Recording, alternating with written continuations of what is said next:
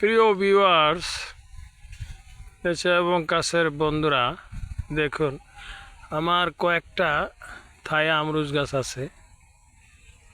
এগুলি প্রায় লম্বা হয় 2 থেকে 2.5 ইঞ্চি।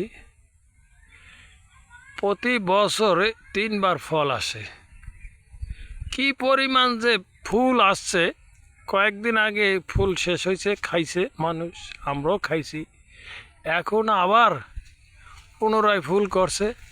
ফুলের জন্য গাছটা মোটেই দেখা যাচ্ছে না। কি অবস্থা!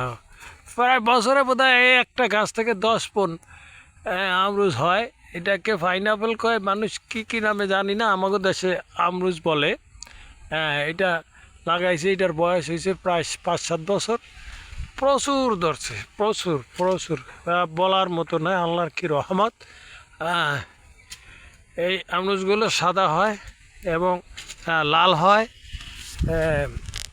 খাইতেও খুব মিষ্টি। সবাই দেখুন, এরকম একটা আমরুজ গাছ আপনার বাড়িতে থাকলে আর আপনার পরিবারের আমরুজের চাহিদা মেটানো যায়।